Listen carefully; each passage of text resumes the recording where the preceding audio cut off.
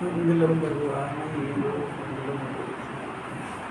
मंगलम कुंदराजो जयमस्तु सर्वमंगलम मंगलम सर्वकल्याण प्रधानाम सर्वधर्माणाम जय जय शास्त्र नमः सर्वसाराय सर्वविद्याचकाय चित्तवाराय सर्वभूतोच्चाय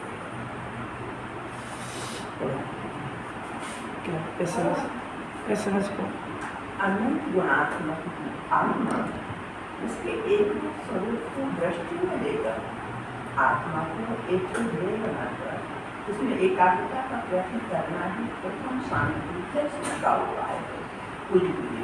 मोक्ष मार्ग को प्राप्त करने की सर्वोत्तम विधि सबसे पहले तो अपना आत्मा अनंत गुण स्वरूप है।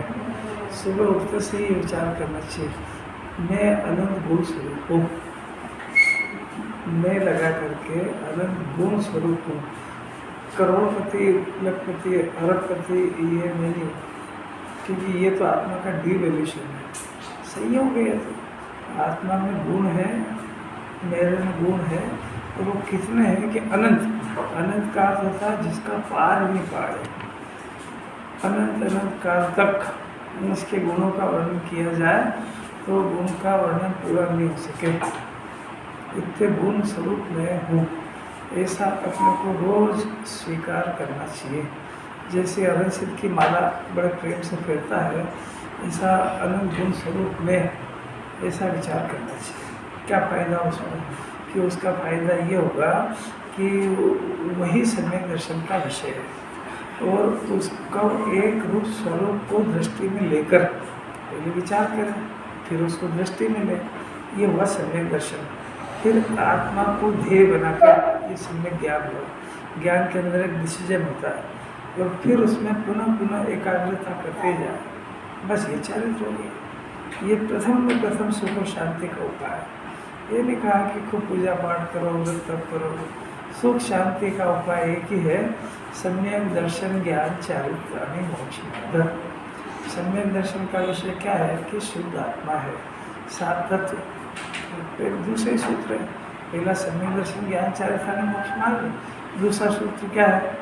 शिष्य ने पूछा कि भाई क्या होता है कि तत्वार श्रद्धान सम्यक दर्शन, सात तत्वों के श्रद्धान को सम्यक दर्शन कहते हैं। तो फिर वो कहता है कि तत्व किसको कहते हैं?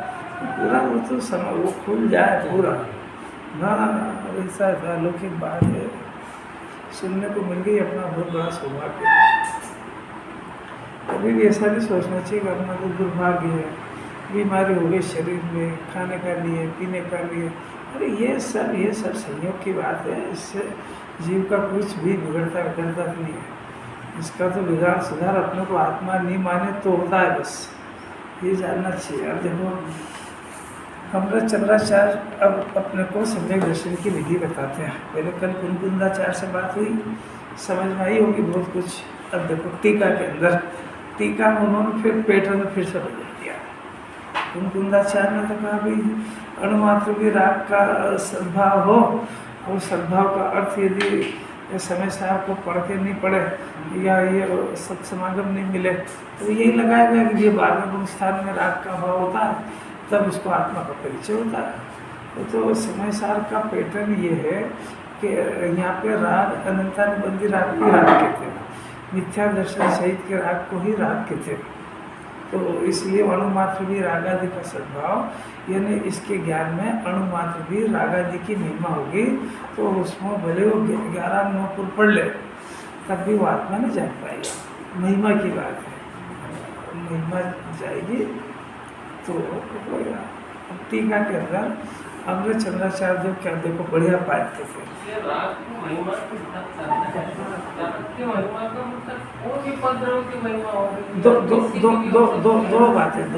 दो बातें हैं। परद्रव्य से अपने को बड़ा समझता है ना, मैं करोड़पति हूँ, अरबपति हूँ, सुंदर हूँ, रूपवान हूँ, बलवान हूँ, मेरा आदेश सब जने मानते हैं, तो ऐसा अपने को संयोग से बड़ा मानता है ना। तो वो संयोग से बड़ा नहीं है, बल्कि वो स्वभाव से बड़ा है। आत्मा में है ना गुण है, और ये जितना भी संयोग है क्षणिक है, नाशवान है, कर्म के उदयानुसार है, ये इसकी चलती नहीं है इसमें। पर इतना नहीं समझता, और संयोग जैसे ही बढ़ जाता है तो अपने को फूला फूला फूल के कुप्पा मान लेता है, तो उस समय में गहल हो जाता है, आत्मा को भूल जाता है। एक बात तो ये हो गई।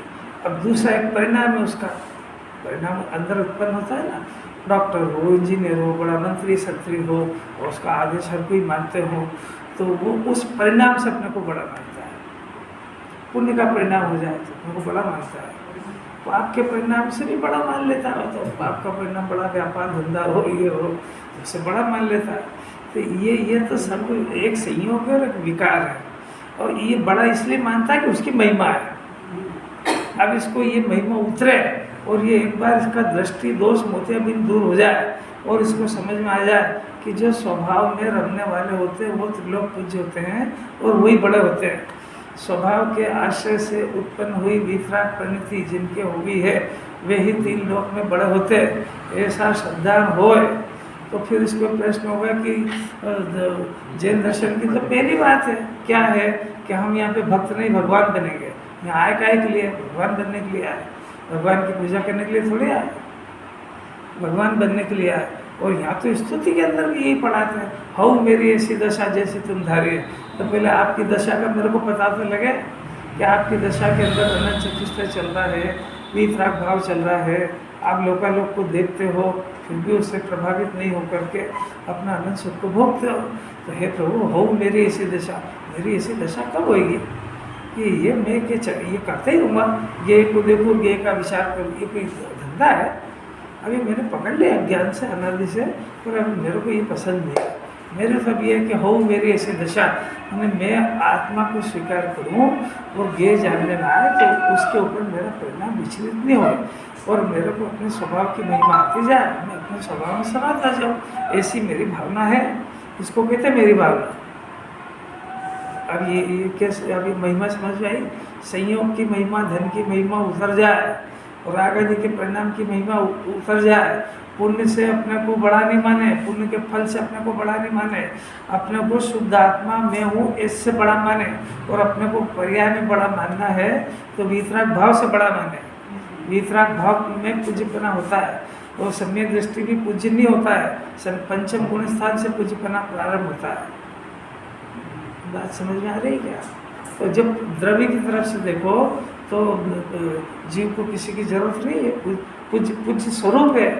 और पर्याय की दृष्टि से देखो तो पर्याय में जितनी जितनी शुद्धता होती है उतना उतना पवित्रता मोक्ष मार्ग है और उतनी पूज्यपना है। संयोग से कोई लेना देना है नहीं। इतनी बात समझ में आई क्या कुछ? कि खाली प्रश्न पूछ के अपने मौन हो गए गौतम स्वामी की तरह? अनुमात्र भी राग अभी कितनी बार तो समझाया भाई कि उसको राग की अनुमात्र भी महिमा और राग की महिमा, उसको देखो मैं कितना बड़ा हूँ, मेरे परिणाम को हर कोई एक्सेप्ट करता है, झेलता है, मेरा कितना सम्मान, मेरे आदेश को कोई टालता नहीं है। और ये जो पुण्य का परिणाम है यही तो अच्छा है। आज मेरे को जितनी भी अनुकूलता मिली है सब कैसे मिली? कि पुण्य के उदय से। तो इस परिणाम को कैसे बुरा जानेगा? कि अनुमात्र भी इस परिणाम को भला जानेगा तो आत्मा हाथ में नहीं आएगा। वो तो बहुत दूर की बात है। अगर शास्त्र पढ़ते पढ़ते मेरे को आत्मज्ञान हो जाएगा ऐसा माने तो अनुमात्र भी शल्य रह जाएगा तो आत्मा आत्मा का भेद ज्ञान नहीं होगा। चलो इतने दिन के बाद आपसे पूछते, फिर से एक प्रश्न पूछते हैं कि शल्य रहता है ना कि हम वो खूब शास्त्र पढ़ेंगे तो हमको सम्यक दर्शन के नज़दीक पहुँचेंगे, आत्मा के नज़दीक पहुँचेंगे। एक तो बात ये है, और दूसरा ये है कि जितना हम शरीर की क्रिया वगैरह व्यवहार चारित्र पालन करेंगे, कषाय की मंदता करेंगे, 28 मूल गुण पालेंगे, अणुव्रत पालेंगे, महाव्रत पालेंगे, व्रतम उपवास करेंगे तो हम सम्यक दर्शन के नज़दीक पहुँचेंगे। मानता है ना जीव ऐसा कि नहीं मानता है? मानता है। अब जिनवाणी ने दोनों का निषेध किया, ये भी सुना कि नहीं सुना? सुना। अब आपसे पूछते हैं कि शास्त्र पढ़ने से सम्यक दर्शन क्यों नहीं होगा? शास्त्र पढ़ने से केवल ज्ञान बनता है, और वो तो अपने काम अपने करने से का वो होगा, अपने आप को शास्त्र पढ़ने से नहीं होगा, शास्त्र से तो केवल ज्ञान होगा। बहुत बढ़िया। पर जब तक अपन खुद नहीं करेंगे बहुत वो तब बढ़िया। तक नहीं होगा। बहुत बढ़िया। और कोई पंडित जी के जवाब से सब सहमत है क्या? तो अपना भी तो कोई ओपिनियन है। अगर शास्त्र से होगा तो निमित्त के ऊपर आरोप आ जाएगा कि उसके कारण तो आरोप तो में तो कोई दिक्कत है ही नहीं। शास्त्र से मान ले तो दिक्कत है, आरोप में तो कोई दिक्कत नहीं है। शास्त्र से मानने तो ये अणुमात्र लाभ नहीं दिया है। शास्त्र से मानने तो ये भी अणुमात्र लाभ। हाँ, फिर से देखो प्रश्न। शास्त्र तो परब्रह्म है, जब तक स्वधर्म ये बात है। देखो फिर से प्रश्न को फिर से सुनो, शांति से सुनो, हड़बड़ाहट में जवाब मत दो, क्योंकि इतने दिन से अपन ज्ञान का अभ्यास कर रहे हैं। आपको सम्यक दर्शन का विषय का परिचय कराया। सम्यक दर्शन पर्याय है और उसका विषय शुद्ध आत्मा है। अब हमने प्रश्न किया कि भाई शास्त्र पढ़ेंगे, खूब पढ़ लिए, 11 9 पूर्व पढ़ लिए, जिन्होंने धो के रख दिया, 11 9 पूर्व को अज्ञानी कह दिया, अपने तो दिल ही हिल गया पूरा। तो अब हमारा प्रश्न है कि ये 11 9 पूर्व की पढ़ाई से सम्यक दर्शन क्यों नहीं होगा? आचार्य से प्रश्न तो करो। उसका विषय नहीं है, जिनवाणी उसका विषय नहीं है, पढ़ना उसका विषय नहीं है। पढ़ना तो उसका विषय है। अनुभव का तो जिनवाणी थोड़ी बनेगी। हाँ, सोचो सोचो सोचो। अब देखो, चलो सुनो, यहाँ अभी गाथाएं भी बता दिए, गाथा बहुत आती है। रे शास्त्र है कुछ ज्ञान नहीं, शास्त्र कुछ जाने नहीं। शास्त्र आपको आत्मा के अनुभव की विधि बताएगा, कराएगा नहीं। वो शास्त्र पे आरोप जब जाता है जब इसमें लिखी विधि को पढ़ करके एडॉप्ट करें, क्योंकि शास्त्र जो है ये हमारे सम्यक दर्शन के विषय को बताता है, वो सम्यक दर्शन कराता नहीं है। बात समझ में आ रही क्या? शास्त्र के अंदर आउटलाइन दी है कि ऐसे ऐसे आत्मा के नजदीक पहुंचना, इसलिए प्रथम भूमिका में शास्त्र को पढ़ना उपादेय कहा है। पर आगे जाके उन्हें इनकार कर दिया। इनकार इसलिए कर दिया कि तू शास्त्र पढ़ के सम्यक दृष्टि होना चाहता है, तो शास्त्र के अंदर तो सम्यक दर्शन के विषय की आउटलाइन बताइए, तो वो तेरे को पढ़ करके अपने ज्ञान में उस आउटलाइन को एक्सेप्ट करके मैंने शास्त्र में शुद्धात्मा सम्यक दर्शन का विषय है ये बताया था, तो उसको तेरे को उस शास्त्र पढ़ना छोड़ करके उस ज्ञान से उस विषय को पकड़ना था। और वो शास्त्र पढ़ना उसका विषय नहीं है, क्योंकि शास्त्र परद्रव्य है। मुख्य बात ये है, शास्त्र परद्रव्य है, और परद्रव्य कभी भी स्वद्रव्य को जानने का कारण नहीं बनता है। वो निमित्त का आरोप जब जाता है कि जब इसको पढ़ करके स्वद्रव्य की आउटलाइन को पकड़े, क्योंकि इसमें आउटलाइन दी है, आपको अपने शुद्धात्मानंद गुणों का धाम है तो भी बता दिया थी, आउटलाइन है। अब इसको स्वीकार कौन करे? इसको अपना ज्ञान करे, तो ज्ञान अंतर्मुख होकर के अनंत गुणों के धाम को स्वीकार करे, ये अपना काम है, और ये बिल्कुल सेपरेट होता है। तो एक विद्यार्थी है, वो विद्यार्थी को प्रोफेसर ने पढ़ाया है ना, तो पढ़ाया उसने बिल्कुल एक्सपर्ट कर दिया। अब परीक्षा हाल के अंदर विद्यार्थी बैठा परीक्षा देने के लिए, तो अब वो देखो कि वो जो कुछ लिख रहा है वो अपने उपादान से और अपने ज्ञान से लिख रहा है कि प्रोफेसर की हेल्प से लिख रहा है। देखो ज्ञान बिल्कुल अलग। अभी इस समय किसी को वो अपने उपादान से अपना काम करता है, बिल्कुल निरपेक्ष। वो अभी इतना उस काम को करने में इतना आनंदित हो रहा है कि इस समय में प्रोफेसर को याद किया तो फेल हो जाएगा। बात समझ में आ रही क्या? इस समय प्रोफेसर को याद नहीं करना है, ये भगवान बनने की घड़ी चल रही है। वो तो दृष्टांत है, वहाँ पे परीक्षा में पास हो करे वो सब। यहाँ तो जिस समय शुद्धात्मा के अतीन्द्रिय आनंद को भोगने के लिए तत्पर हुआ और इसने उपयोग सब जगह से हटाया, तो वहाँ बच कर किसी को याद नहीं करना कि अरे अभी उपकृत तो हुआ ही नहीं है। अभी तो उनके बताए मार्ग को सुनना बंद करके प्रैक्टिकल चालू करा है।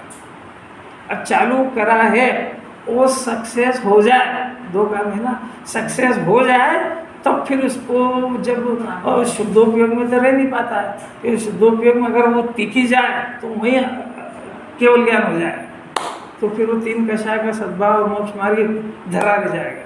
तो वो जब सविकल्प दशा में आते हैं, क्योंकि साथ में संयोग में शरीर है ना, तो अभी अशरीरी आत्मा का भान हुआ है, अशरीरी आत्मा का अतीन्द्रिय का आनंद भी आया, तो संयोग में शरीर होने से और 3 कषाय का सद्भाव भी होने से, क्योंकि मिथ्या तो अनंत अनुबंधी गई है अनुभूति के काल में, तो उसको आहार संज्ञा, मिथुन संज्ञा, भय संज्ञा ये सताती है, ये पड़ी हुई है सत्ता में।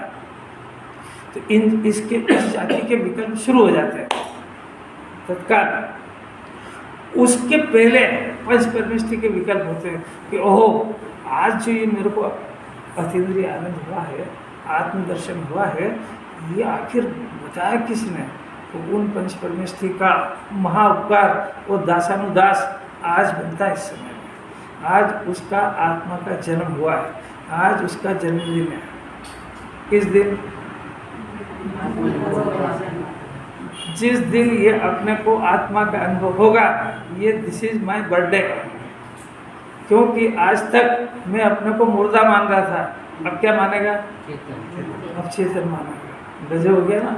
मैं जीव द्रव्य हूँ, मैं जीव द्रव्य, भूप गुण अनंत, अनंत गुणों का राजा। वो टोडरमल जी ने लिखा अपना परिचय के अंदर, सब लोगों ने नाम टोडरमल धर दिया, पर मैं तो अनंत गुणों का स्वामी, अनंत गुणों का राजा ये हूँ। आज अब अपने को चेतन मानता है, अभी तक अपने को जड़ मानता था, अभी तक अपने को रोटी खाने वाला मानता था, अब अपने को ज्ञान और आनंद का कर्ता भोक्ता मानता है। अभी तक रागादि को अपना स्वभाव समझता था, अब रागादि को दुख समझ करके अतीन्द्रिय आनंद को स्वभाव समझता है। इतनी सारी बातें इसलिए कही कि सम्यक दर्शन शास्त्र पढ़ने से नहीं होता है। तो भाई इसका तो पहले ही प्रश्न है कि मैं कल से बंद करता हूँ कि तू तो पात्र है ही नहीं, क्योंकि जिन्होंने उसके आगे की लाइन बता तो ये पूछ कि इसको पढ़ने से क्यों नहीं होता है, इसको छोड़ने का तेरे को किसने कहा? क्योंकि जो काम कराना है जब इसको पढ़ के नहीं कर पा रहा है तो इसको बड़ा बगैर पढ़ कहाँ से करेगा? बात समझ लेगी। इसके पकड़ने की आदत है उल्टी। अरे ऐसा कह देंगे तो सब लोग शास्त्र पढ़ना बंद कर देंगे।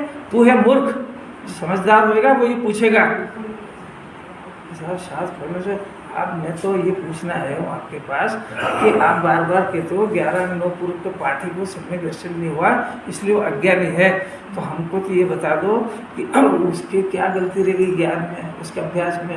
और दूसरी बात ये कहीं मेरे से तो गलती नहीं हो रही है कि जो गलती, क्योंकि अनादि के संस्कार हैं, मोक्ष का मार्ग जानता नहीं है, सम्यक दर्शन उत्पन्न हुआ नहीं है, शुद्धात्मा का कोई परिचय नहीं है, तो कहीं ऐसा तो नहीं है कि मैं भी सम्यक दर्शन के नाम पर उल्टा पुरुषार्थ कर रहा हूँ। तो कृपया करके आप तो मेरे को ये समझना है कि उसकी क्या भूल रह गई, वो भूल मेरे अंदर नहीं हो जाए। तो फिर वो आचार्य जवाब देंगे भाई शास्त्र में कोई ज्ञान नहीं है, ज्ञान तो तेरे आत्मा में है, तो तू है तो शास्त्र को जानता है, शास्त्र थोड़ी तेरे को जन्माता है। ये अरहंत भगवान है, ये डिसीजन करने वाला बड़ा है कि अरहंत भगवान बड़े? दो में से कौन बड़ा है? गजब हो गया। आई कैपिटल होता है। अगर मेरा ज्ञान, मेरी सत्ता नहीं होती तो ये भगवान और ये वेदी डिफरेंस कौन करता है? ये बाहर वेदी के बाहर वो इंद्र और चक्रवर्ती लगे रहते हैं चमर लेकर के चपरासी की तरह, तो इन दोनों में अंतर कौन जानता अगर मेरे पास ज्ञान नहीं होता? पंडित जी पकड़ना जरा सावधानी से पकड़ना, इसको छोड़ने का उपदेश नहीं दे रहे हैं, इसको पढ़ करके इसके अंदर पूरी आउटलाइन दी है, आउटलाइन में उसको आत्मा को जानने की विधि बताई है। तो उस विधि का पहले डोज ये है कि भाई आत्मा का बहुमान, आत्मा का बड़प्पन, आत्मा की महिमा ये तेरे को अनादि से नहीं है, तो ये महिमा आएगी। और बाहर जगत के पदार्थों की महिमा अभी तेरे पास है, तो वो जो महिमा बाहर के पदार्थों की इसको पढ़ते समय टूटती जाएगी। और ये सविकल्प दिशा में भी खुद ही बोलेगा ऐसा, सांसारिक बात है, कोई सार नहीं है।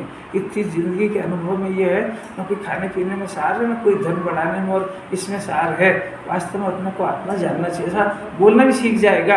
और थोड़ा सा ऐसे अभ्यास करे तो जिनवाणी करे कि अंदर ही अंदर इतनी पवित्रता चाहिए श्रद्धा के अंदर कि शुद्धात्मा से बड़ा कोई नहीं दिखे इस विश्व के अंदर, तो ज्ञान आत्मा के प्रति समर्पित हो जाएगा। और अणुमात्र भी रह गया है वो, अगर उसको शास्त्र की महिमा रह गई, परमेष्टि की रह गई, तो वो ज्ञान जाएगा बाहर। फिर से सुनो, ये जो ज्ञान है ना, ये इस विश्व के अंदर पवित्र चीज को ढूंढ रहा है। यहाँ पवित्र के पास कौन रहने जाएगा? अपन कोई संगति भी करना चाहते हैं तो बोलो मायाचारी और कसाई की संगति करते हैं कि अच्छे परिणाम वाले की करते हैं? अरे आज किसी अच्छे सज्जन परिणाम वाले के पास बैठो जो कुछ नीति न्याय की बात करे, कुछ समझदारी की करे, कुछ धर्म की करे। ये 5 इंद्रिय के विषय और ये खाने पीने और ये परिग्रह बसाव इसकी कौन इसके पास बैठे और फिर मायाचारी सीखे? कौन पसंद करे इसको? तो पसंद किसको करता? लोक में भी सज्जन पुरुष किसको? कि सज्जन पुरुष को करता है, तो पवित्रता को पसंद करता है। तो अब ये ज्ञान भी इस जगत के अंदर पवित्र पदार्थ को ढूंढ रहा है। आई समझ में? अब इसने क्या करा कि अपने अंदर जो कषाय दिखी ना कषाय, अरे कषाय दिखी कि नहीं कि अंधा है? दिखी। तो कषाय पवित्र है क्या पवित्र? अपवित्र। तो ये खुद ही कहता है यार मेरा तो बहुत गंदे पैदा, मैं तो अपवित्र हूँ, इसलिए इसका ज्ञान घर के अंदर जाता नहीं। अब फिर पवित्र तो फिर भी ढूंढ रहा है, तो ले दे के वो पंच परमेश्वर के पास आके टिकेगा कि 3 लोक में सबसे पवित्र तो जिन्हें परमात्मा है, द्रव्य भी शुद्ध है, पर्याय के अंदर मित्रात्मा परम पवित्र ये है। तो वो ज्ञान यहाँ आकर के चेक किया क्योंकि वो ढूंढ रहा था। अब ये कह रहे हैं कि परम पवित्र अपना शुद्धात्मा है और वो पर्याय से भिन्न है और ये विकार से भी भिन्न है। अगर ऐसा समझ में आ जाए और उसको इसके आत्मा की महिमा आए तो पवित्रता प्रकट हो जाएगी और ज्ञान स्वसन्मुख हो जाएगा।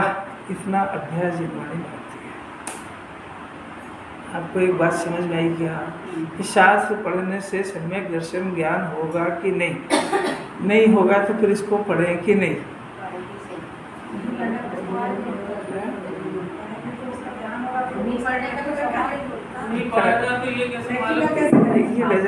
फिर से देखो, इसमें थोड़ा सा और सुधार कर लो। शास्त्र तो जिनवाणी पढ़ने का उपदेश नहीं, आदेश देती है, परंतु उसमें आदेश ये देती है कि इस शास्त्र के अंदर मोक्ष के मार्ग को ढूंढो। ये है पढ़ने का अर्थ। इस शास्त्र के अंदर आपको मोक्ष के मार्ग को प्राप्त करने की विधि बताई है। तो शास्त्र पढ़ने के लिए मत पढ़ो, इस विधि को समझने के लिए पढ़ो। और ये विधि पे जब तक समझ में ना आ जाए तब तक इसको पढ़ो, पर विधि को एडॉप्ट नहीं करोगे तो लक्ष्य की प्राप्ति नहीं होगी। अभी कोई महाराज आए, उन्हें प्रतिज्ञा दिला दी कि शास्त्र पढ़ना चाहिए, तो वो मैंने घर से आया, एक शास्त्र का एक पेज खोला, फटाफट पढ़ा, घर चला गया, फिर आया, फिर फैला, अरे इतने से नहीं होगा, तो घर पढ़ना शुरू कर दिया। यहाँ से वहाँ तक पढ़ा, न वो उसको पता लगा कि इसमें क्या लिखा है, न उसका मन लगा। इसको शास्त्र पढ़ना नहीं कहते।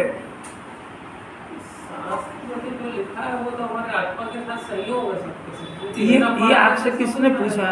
ये आपसे किसने पूछा? आपसे ये पूछा है कि शास्त्र किस लिए पढ़े। ये क्या समझ में आया आपको? संयोग है हमारे साथ। ये किसने, ये संयोग है तो आपका स्वभाव पकड़ में आया क्या? स्वभाव की तो संयोग है, तभी तो पकड़ में आया। अब देखो, अब दूसरा प्रश्न फिर से करता हूँ। अभी तो आप, अब ये थोड़ा और ट्रिक कर रहे कि आपने इनकार कर दिया कि शास्त्र से हमारे सम्यक दर्शन ज्ञान का लेना देना नहीं है, इसलिए हमको ये भी समझ में आ गया कि पढ़ना भी है और पढ़ना किस विधि से भी है और हमको क्या करना है। इससे नहीं होगा पर इसके बिना भी नहीं होगा। ये निमित्त है, निमित्त से भी नहीं होता है और निमित्त के बिना भी नहीं होता है और निमित्त करता भी नहीं है। 3 बातें समझ में आ गई।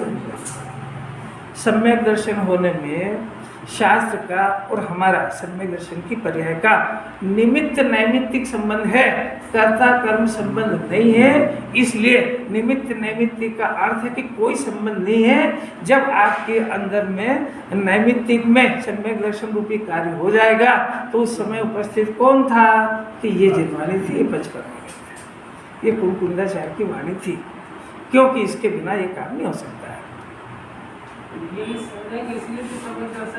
हाँ, नहीं होगा, क्योंकि ये समझ ही तो नहीं आ रही।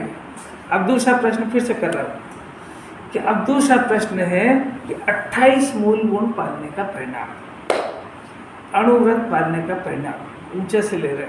28 मूल गुण ऊंचा परिणाम, अणुव्रत का निचला परिणाम, उसके नीचे व्रत तप उपवास जो भी अपन करते हैं, जिन मंदिर जाना, छठ आवश्यक पालना, तीर्थ यात्रा करना, शास्त्र पढ़ना, ये सारा का सारा इतना सारा व्यवहार जिससे अपन परिचित हैं, ये से सम्यक दर्शन होगा कि नहीं? नहीं होगा तो क्यों नहीं होगा? 2 प्रश्न है। नहीं होगा। कारण क्योंकि ये केवल क्रियाएं हैं, ये सब शरीर की क्रिया है। ये केवल क्रियाएं हैं। असल चीज़ तो जो है कि अपने आत्मा को पहचानना और अपने आत्मा में रमना, तो ही होगा। ये क्रियाएं करने से नहीं होगा, पर क्रियाओं का ध्यान होना चाहिए अपने को। क्रिया क्रिया के अंदर ही ये ध्यान रहता है, तो आत्मा के अंदर ध्यान कहाँ है? देखो, प्रश्न के अनुसार जवाब दो, ये एक पद्धति सीखोगे। आपको अपने ज्ञान में ये एक्सरसाइज करना है कि जिनवाणी इस क्रिया का निषेध कर रही है और इस क्रिया से सम्यक दर्शन हमको क्यों नहीं होगा, क्योंकि वो 28 मूल गुण पालने वाले को भी ले लिया, अणुव्रति को भी ले लिया और हमारी भी सब क्रिया ले ली। जिनवाणी ने तो धो के रख दिया है कि अभी इससे नहीं होगा। तो अब पहले ही प्रश्न तो ये सब करे कि नहीं करे यार। जब इससे हो गई नहीं, छठ आवश्यक पालना न, उपवास करना न, वैसे ही तो हम अष्टमी चौदस को सब खाते थे, अब इन्हें कह दिया नहीं होगा तो चलो छुट्टी हुई। पहले एक हरी खाते तो 4 खाएंगे। पहले एक आध कभी सभी इच्छा हो जाती थी कि भाई अष्टमी चौदस एकादशी कर लेंगे, अब जब इससे होता ही नहीं है तो हमने 2 टाइम खा लो, 3 टाइम खा, क्या बिगड़ गया। अब मेरी बात समझ में आ रही कि आपको, तो इसका उत्तर आपके ज्ञान ने क्या खोजा ये पूछ रहा हूँ। करने का राग, हाँ, एक जना करने का राग करना चाहिए, पर राग अगर रहता है करने का, ये अपनी भाषा में मत बोलो करना भी चाहिए राग। हाँ, चलो और कोई शरीर की क्रिया है पर परिणाम हम कर रहे हैं, इसलिए हमें करना चाहिए, परिणाम करना चाहिए। ये परिणाम स्वभाव है कि विभाग? तो मतलब विभाग करना चाहिए, सिद्ध कर लिया। हाँ, ये उलझन है तो समझा कर। व्यक्तिगत बात है, यदि मैं पढ़ूंगा ये करूँगा तो अंदर से भावना अपने आप होगी। अष्टमी पे करूँ, 14 में करूँ, मंदिर पे जाऊँ, 2 बार गाथा में गुरुदेव की सुनूँ, इसी मैंने पढ़ना चालू करा। अब ये समझता कि अपने आप बनाएगी, ये अपने आप आएगी। तो अपने को जो वो खाने का परिणाम आ रहा है वो अपने आप आ रहा है कि अपन कर रहे हैं? वो भी अपने आप आ रहे हैं। अपने आप आ रहा है। नहीं, इंटरेस्ट पूर्वक, रुचि पूर्वक अभक्ष खाने का, रात्रि भोजन का, इधर उधर फालतू घूमने का, पाप का परिणाम बुद्धि पूर्वक ताकत से करता है, अपने आप नहीं आता है। इसलिए करता है कि इससे नहीं तो आपको नहीं ध्यान है तो 4 गति भटको, कोई रास्ता नहीं। चलो, मेरा प्रश्न का जवाब मेरे को चाहिए। आप लोग को क्या समझ में आया कि खाली गर्दन हिलाते हो 2.5 से रहती है? बोलो, प्रश्न भी समझ में आया कि नहीं? शुद्धात्मा है। हाँ, ये शुद्धात्मा है ही नहीं, जो क्रियाएं सब है उसमें शुद्धात्मा तो कुछ है ही नहीं। हाँ। पूरा राग ही राग है। हाँ, वो परद्रव्य है। हाँ, तो स्वद्रव्य तो छूट गया। हाँ। स्वद्रव्य से सहानुभूति होनी है, हाँ। सम्यक दर्शन उससे होना है, हाँ। इनसे किसी से भी नहीं होना। हाँ, इनसे नहीं होना। अब प्रश्न है कि एक भी ज्ञानी आज तक जो भी भगवान बने वो 28 मूल गुण के पालन करे बगैर नहीं बने, और 28 मूल गुण का पालन अणुव्रत के पालन के बगैर नहीं हुआ है, और अणुव्रत का पालन सम्यक दर्शन के पहले नहीं हुआ है। तो फिर प्रश्न यही आ गया कि ये सब जब है ही नहीं तो फिर ये करे कि नहीं करे, यही तो प्रश्न है। ये तो सहजता से होते ही हैं। जब हम कानून की कोशिश करेंगे तो ये सहज होंगे। चलो, अब सुनो, अभी देखो प्रश्न का जवाब इस तरीके से सुनो कि ये जो क्रिया है इसमें 2 तरह की क्रिया है, अणुव्रत में और महाव्रत में 2 तरह की क्रिया। कौन सी? कि एक तो है शरीर की क्रिया और एक है अंदर राग आदि का परिणाम। बात समझ में आ रही क्या? दो काम अंदर चल रहा है और एक ज्ञान तो चल ही रहा है। विपरीतता में ज्ञान श्रद्धा में है, वो भी अभी बताते हैं अपन। अभी तो 2 चीज चल रही है। हमारी विपरीतता ये है कि हम इसको मोक्ष का कारण मानते हैं, शरीर की क्रिया, कषाय की मृत्यु। अभी जब कषाय का जो परिणाम है राग आदि का परिणाम, इसमें सब आगे 25 तरह की कषाय बार बार नहीं करते। एक इच्छा का नाम राग है, इच्छा को राग कहते हैं, उसमें 25 तरह की कषाय आ गई। तो ये जो राग का परिणाम है, यदि अणुव्रत, महाव्रत और ये जो जितने भी अभी षटावश्यक बताए, ये अगर नहीं करते हैं तो पाप, ये राग तीव्र होता है। 5 इंद्रिय के विषय घूमना, खाना पीना, घूमना फिरना उधर जाता है। तो राग का तो 2 ही काम है, या तो तीव्र रहेगा या मंद रहेगा। तो अगर ये नहीं करेगा तो नियम से तीव्र राग में चला जाएगा। बात समझ में आ रही है? एक पोर्शन तो ये हो गया। तो ये नहीं करेगा तो कोई झगड़ा इसमें है ही नहीं। ये अगर ये मंद राग नहीं होगा, यानी उपास करने का परिणाम नहीं होगा तो खाएगा, सीधी बात है। और मंदिर नहीं जाएगा तो टीवी देखेगा, सीधी बात है। और शास्त्र नहीं पढ़ेगा तो वो बच्चों की पुस्तकें पढ़ेगा, उनको खिलाएगा, ये उन्हें सीधा काम करेगा। ये तो दो क्लियर हो गई। तो ये हुई एक कषाय की मंदता। अब दूसरी बात थोड़ी सी धर्म की, कि जो अणुव्रत और महाव्रत पाले हैं सम्यक दर्शन के बिना, क्योंकि हमारा प्रश्न है कि सम्यक दर्शन से क्यों नहीं होता है, तो अणुव्रत और महाव्रत की जो क्रिया है वो जो शरीर की क्रिया है, तो जब तक उसको आत्मा और अनात्मा का ज्ञान नहीं होता है तब तक शरीर की क्रिया का कर्ता बनेगा, वो होगी उसके साथ। अणुव्रत और महाव्रत की जो क्रिया है वो शरीर की क्रिया है, और आत्मा अनात्मा का भेद ज्ञान नहीं है, इसलिए वो शरीर की क्रिया का कर्ता भोक्ता स्वामी बनेगा। इसलिए वो शरीर की क्रिया का कर्ता भोक्ता स्वामी नहीं होने से वो सम्यक दर्शन का मोक्ष का मार्ग तो शुरू होगा नहीं, बल्कि और मिथ्या दर्शन होएगा, क्योंकि वो आत्मा को जाने बगैर जो भी शरीर की क्रिया होती है वो कर्ता बुद्धि सहित ही होती है। नियम है ये, मिथ्या तो सहित का परिणाम। एक बात समझ में आ गई क्या? अब दूसरी और उससे खतरनाक, कि ये जो कषाय की मंदता है, कषाय की तीव्रता में तो 5 इंद्रिय के विषय भोगने का परिणाम हुआ, और ये कषाय की मंदता है, ये कषाय की मंदता भी सम्यक दर्शन का कारण इसलिए नहीं है कि ये कषाय आत्मा के स्वभाव से विपरीत परिणाम है।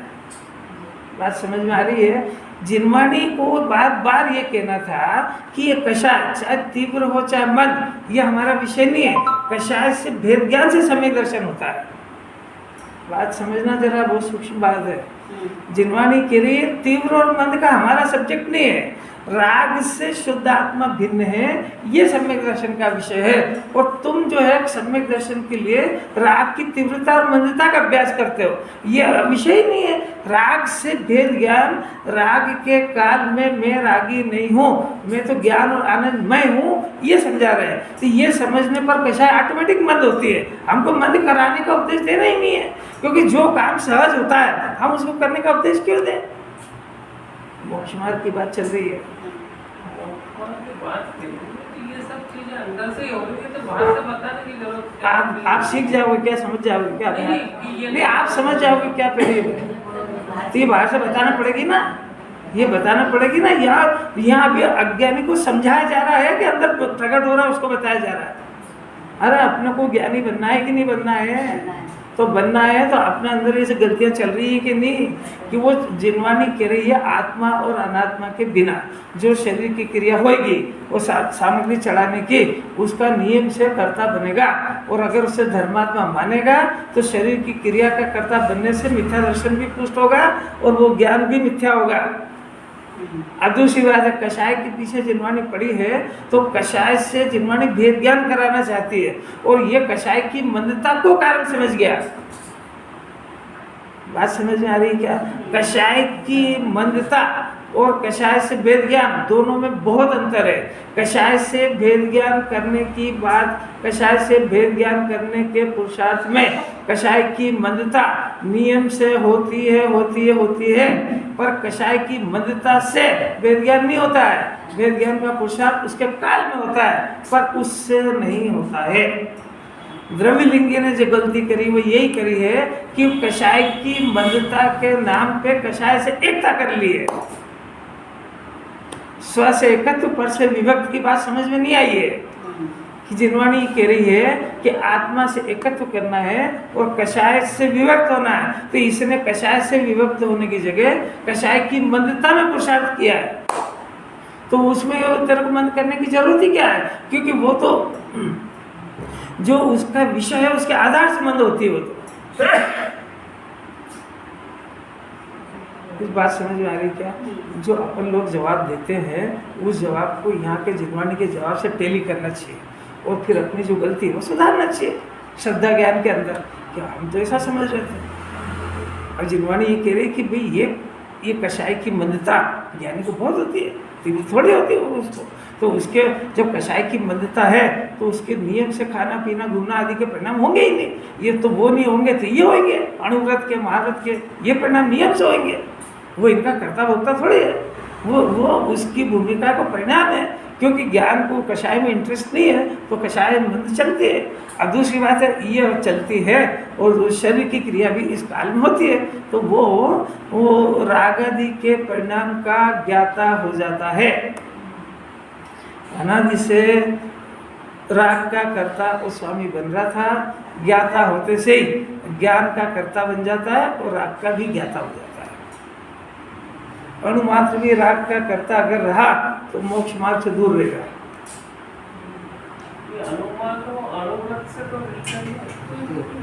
अब देखो मेरा को टीका शुरू करने दो, थोड़ी सी बहुत महत्वपूर्ण बात है इसमें। जिसके रागादि अज्ञान में भाव के लेश मात्र का भी सद्भाव है। अब ये बात इसमें फिर से एक नई डाली। अंदर चंद्राचार्य कवि बहुत अलौकिक बात है। जीव के टीका का हुई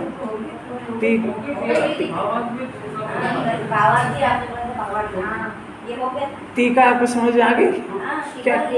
नहीं ली मैंने सिर्फ गाथार्थ लिया था, टीका ली नहीं, टीका स्टार्ट ही नहीं करी है। अब देखो अच्छा अभी मैं बोलता हूँ तो आपको याद आ गया कि मैंने ली कि नहीं ली।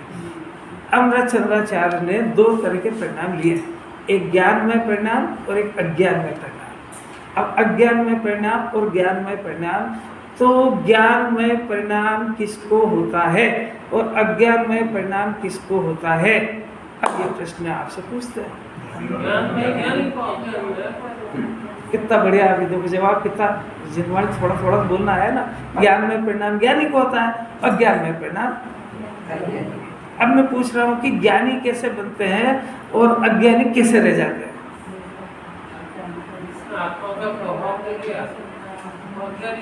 आप ज्ञानी हो क्या अज्ञानी? तो ज्ञानी बनना है कि नहीं बनना, खाली बहस करना है? देखो जवाब तो आया ना कम से कम जिनवाणी पढ़ने से, कि जो जीव राग को अपना स्वभाव जानता है तो वो राग को अपना स्वभाव जानने से अज्ञानी हो गया। अब उसको हमेशा अज्ञानमय परिणाम होंगे राग वाले, और जो जीव अपने को ज्ञान स्वभाव जानता है उसको ज्ञानमय परिणाम होंगे। तो ज्ञानी को निरंतर ज्ञानमय परिणाम होते हैं और अज्ञानी को निरंतर अज्ञानमय परिणाम होते हैं। अब देखो ज्ञान और अज्ञान की परिभाषा समझ आ गई। अब देखो इन्होंने क्या कह दिया कि रागादि अज्ञानमय भावों के लेश मात्र का भी सद्भाव होने से, यानी उसको जो अज्ञानमय परिणाम है उसका लेश मात्र भी सद्भाव, मैंने लेश मात्र भी सद्भाव मैंने उसको वो अज्ञानमय परिणाम यानी रागादि की एकता बुद्धि, रागादि की कर्ता बुद्धि, रागादि का स्वामित्व बुद्धि अगर लेश मात्र भी है तो वो अज्ञानमय परिणाम है। वो क्या करे कि वो भले ही शुद्ध केवली जैसा हो जाए, शुद्ध केवली जैसा हो जाए, मैंने शुद्ध केवली तो सम्यक दृष्टि ही बनते हैं।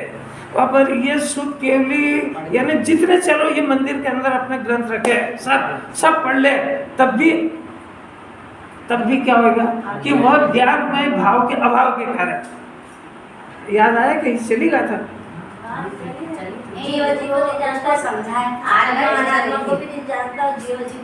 वो गाथार्थ में था ये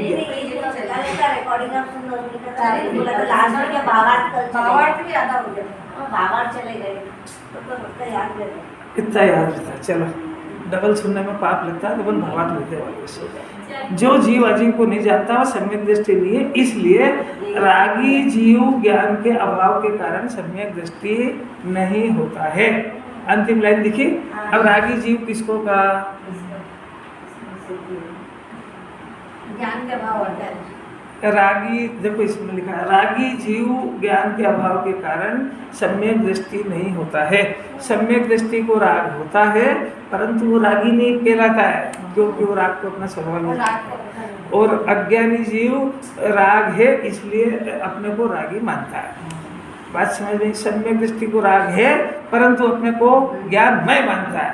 अब देखो भावार्थ, यहाँ राग शब्द से अज्ञान में राग देश कहे गए और अज्ञान में कहने से मिथ्यात्व और अनंतानुबंधी से हुए राग आदि समझना चाहिए। साफ है कि जब भी इसकी बात आए तो मिथ्यात्व और अनंतानुबंधी के राग ही लेना है। ये मिथ्यात्व के बिना चारित्र मोह के उदय का राग नहीं लेना चाहिए। अब जयचंद्र साहब कितना सरल समझा रहे हैं कि वे जब भी हम ऐसी बात करें तो चारित्र मोह के राग को मत लेना। जैसे खाने का पीने का ये परिणाम हो जाए, ये चारित्म संबंधी है, इसको नहीं लेना। फिर क्योंकि अविरत सम्यक दृष्टि के चारित्म के उदय संबंधी जो राग है सो ज्ञान सहित है, मैंने उसका ज्ञान उस राग का कर्ता भी नहीं बनता है, स्वामी भी नहीं बनता है, और अज्ञानी कर्ता स्वामी बने बगैर रहता नहीं है। सम्यक दृष्टि, अब देखो ये अंतरंग का चिंतन आ रहा है। सम्यक दृष्टि को राग होता है, अज्ञानी को भी होता है। सम्यक दृष्टि को राग होता है तो वो ऐसा जानता है कि कर्मोदय से उत्पन्न हुआ रोग है। किसको रोग जानता है? राग को रोग जानता है। और शरीर के रोग को चारित्र में चली जाए। वो भी कर्मोदय में होते हैं ना। फिर से ध्यान से सुनो जरा, शरीर के रोग को सम्यक दृष्टि कैसा जानता है?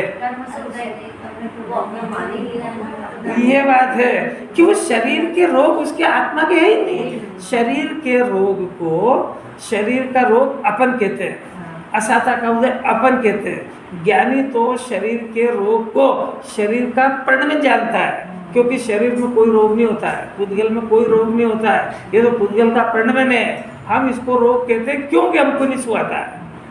सम्यक जीव जी दोनों को जानता है ना। अपने को सम्यक दर्शन बनना है कि नहीं, तो ये रोना बंद कर दो कि मेरा पेट दुख रहा, माथा दुख रहा, बाल काले सफ़ेद हो गए, दांत दुख रहा है, ये शरीर की बीमारी को अपनी बीमारी मानना, ये मिथ्या दर्शन है। अभ्यास अपन ऐसा करो कि ज्ञानी शरीर के रोग को अपना नहीं मानता है, तो अपने को थोड़ी शर्म आ रही क्या कि अपने रोग को देख देख के दिन भर यही गीत गाए जा रहे हैं, मेरे को ये हो रहा है, मेरे को ये हो रहा है, मेरे को ये हो रहा है, डॉक्टर के पास ले चलो, उसके पास ले चलो, और तेरे ये रोग है ही नहीं।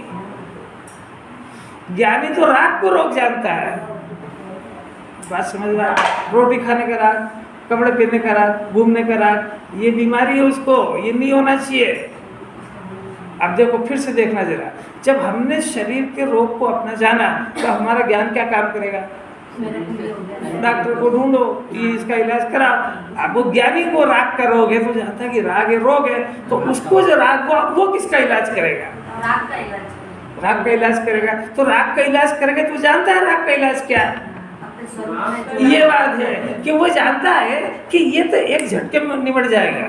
ये राग इसलिए उत्पन्न हुआ है कि मैंने मेरे स्वभाव का आश्रय छोड़ा है, इसलिए राग खड़ा हुआ है, और मैं बस अभी ये अपने स्वभाव का आश्रय, मेरे को राग से कोई शिकायत ही नहीं है, ये तो मेरे स्वभाव में नहीं टिक पाने से मजबूरी में खड़ा होता है। पर है रोग, बस अनादिकाल से यहाँ टर्न मारा, वो इसको पहले स्वभाव जान रहा था तो इसको पुष्ट कर रहा था। अब जब उसको रोग समझ में आया तो रोग का इलाज करेगा।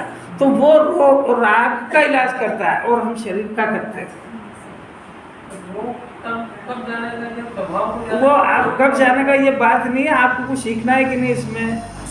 आपको शरीर का रोग, अपना रोग दिखे कि वो शरीर का दिखे, ये सीखना है कि नहीं सीखना है। और फिर आपको जो राग उत्पन्न होता है तो शरीर के रोग को ठीक करने का राग, ये कितना बुद्धिमानी का है? कि वो अज्ञान माथा पड़ रहा है, उसमें होएगा कुछ भी नहीं उसमें, इसीलिए तो राग फेल है। वो यही नहीं समझ पा रहा है कि शरीर के रोग को ठीक करने का जो परिणाम है वो आत्मा का रोग है। बात समझ में आ रही क्या? हमारा श्रद्धा ज्ञान उल्टा होने से अभ्यास उल्टा हो रहा है। ये इसलिए इतना सिखा रहे हैं बार बार कि ये उल्टा अभ्यास नहीं करे, नहीं तो मिथ्या दर्शन पुष्ट होएगा।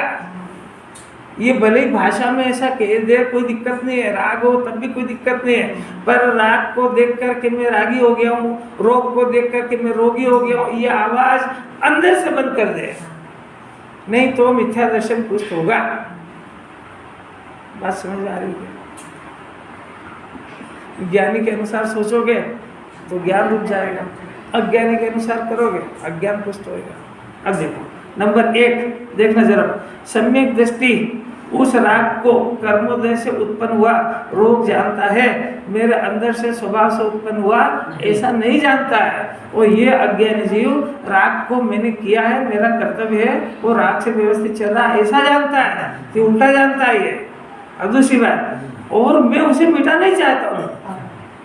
अब अपन राग को मिटाना चाहते हैं कि शरीर के रोग को मिटाना चाहते हैं? देखो विपरीतता चल रही कि नहीं चल रही? चल रही है, तो अभी मौका है कि हम उस राग को मिटाने का अभ्यास करें शरीर के लिए। राग होता हो भले ही होता हो, पर हमारा सोचना विचारना तो ठीक करें। हम उस काल में जो दवा लेने का राग भी हो गया कोई बात नहीं। हम जाने कि भाई शरीर का रोग अपन कह रहे हैं भले, पर ये कर्म के उदयानुसार परिवर्तन होता है और मेरा ज्ञान इसमें बार बार परिवर्तन के लिए जाता है, उसका नाम मिथ्या ज्ञान के लिए जिनवाने। तो अपने को क्या शिकायत है इसमें? ये तो लाखों वर्षों तक टिके, या आज ही छूट जाए, तो इसमें क्या अपनी इच्छा अनुसार तो चलेगा नहीं, और अपनी इच्छा अनुसार अगर हो भी जाएगा तो जीव को कोई सुख तो होना नहीं इसमें। ऐसा जरा अपने आप को समझाए, नहीं तो गिरा जाएगा आकुलता।